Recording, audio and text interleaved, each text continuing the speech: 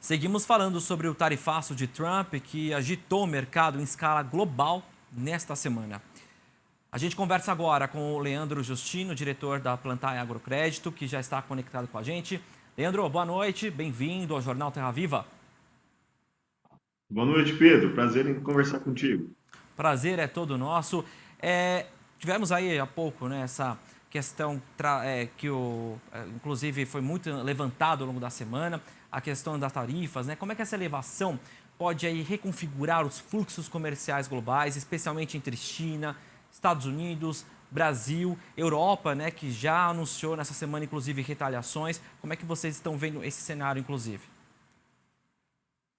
Pois é, Pedro, é uma situação que realmente, assim, bagunçou bastante, né? Mais de 180 países foram tarifados, pega a China, que é 125% em algumas situações, alguns países da Europa 20%, outros 50%. Então, realmente, isso cria uma instabilidade muito grande, mas, em contrapartida, pode ser que gere também oportunidades para alguns players, né? Então, provavelmente vai haver uma realocação aí de alguns países, entendendo o que está acontecendo, e se posicionando no mercado dessa forma. Há uma real viabilidade para uma migração de indústrias globais para o Brasil, visando aí um acesso preferencial ao mercado norte-americano? Quais setores aí poderiam liderar esse movimento? Pedro, nós entendemos que isso pode acontecer sim, tá? É algo possível. É tudo muito prematuro ainda, mas é algo possível sim. Hoje o Brasil é um grande exportador de matéria-prima. E dentro desse cenário, se mantendo, claro que empresas podem enxergar o Brasil como uma oportunidade para exportar, né? Já que a tarifa nossa aqui está em torno de 10%. Então, abre-se espaço para isso sim. Eu penso que máquinas, equipamentos agrícolas, que é o nosso forte, né? Também eletroeletrônicos, também são indústrias que podem também ser beneficiadas. Então, sem dúvida, abre espaço para que coisas novas possam acontecer. Bom, a gente sabe que a história já mostrou que centralização de mercado é um problema, né? E por isso a gente tem uns riscos, se a gente for olhar o Brasil, tornando-se excessivamente dependente da demanda chinesa. Esse cenário dentro da guerra comercial, se a gente olhar algo que é mais prolongado, né? A gente está vendo, inclusive, né, a China falando que vai até o fim, os Estados Unidos, apesar desse recuo com os outros países, mas anunciando que vai manter a sua posição em relação a China, a gente vê que existe ainda uma guerra ainda prolongada. Essa centralização é um problema para a gente, atender toda essa demanda chinesa? Olha, Pedro, eu entendo que, ao mesmo tempo que isso gera, claro, uma oportunidade de muito mais negócios, isso pode, de fato, gerar uma dependência. Hoje nós já temos aí uma certa dependência de exportações para a China, em torno de 40% das exportações são direcionadas, os compradores são os chineses. E claro que quando você tende a concentrar, aumentar esse percentual, isso gera um problema. Como você disse, nós já tivemos cenários anteriores, como por exemplo a questão da carne, proteína animal, é, onde se exportava muito, de repente o mercado chinês retraiu e isso impactou muito os pecuaristas, né? Nós saímos de um preço de arroba da casa dos 300 para 200 e alguma coisa. Então, assim, essa dependência, ficar muito dependente de um mercado só, gera essa problemática, sim, sem dúvida nenhuma.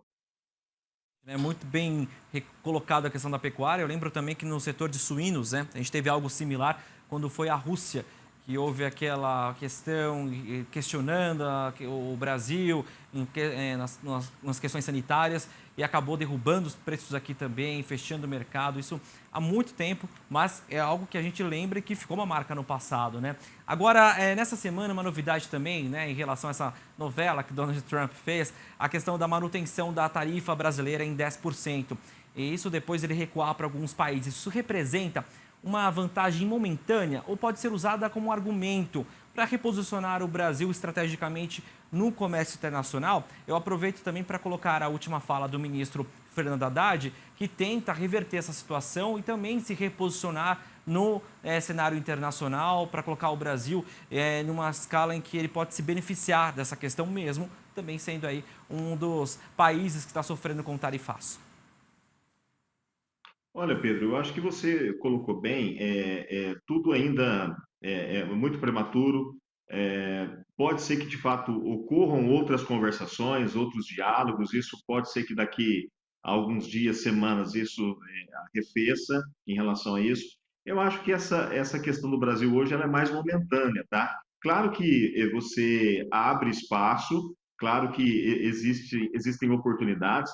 Nós vimos essa semana, por exemplo, que o Brasil já comercializou 2 milhões de toneladas de soja para a China, ou seja, já é uma sinalização de que algo de fato está acontecendo, está impactando. Então, não tenha dúvida que abre possibilidade, sim.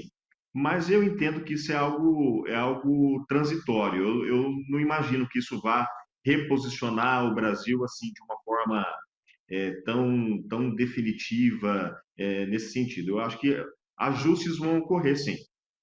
A gente está olhando já para um plano safra, isso pode inviabilizar o crédito de alguma forma? Eu acho que a questão do plano safra, mais propriamente a questão do crédito, Pedro, eu acho que passa mais por um problema das nossas altas taxas de juros, né? Nós temos a nossa Selic, a nossa taxa básica em 14,25, com viés agora para no próximo encontro chegar a 15 e perspectiva de médio prazo continuar subindo. Então, eu acho que a questão do crédito rural, crédito para o produtor rural, ele passa mais por esse cenário de contenção de inflação, né? Ainda que tenha mostrado alguma sinalização de baixa do índice inflacionário, mas eu acho que permeia mais por essa questão do que por todo esse movimento que tem acontecido em virtude do tarifaço do Trump. Perfeito, Leandro. Muito obrigado pela sua participação. Um abraço para você, um ótimo e produtivo fim de semana. Um abração para você e para todos aí do Plantar e Agrocrédito. Até mais. Obrigado, Pedro. Sempre à disposição. Valeu.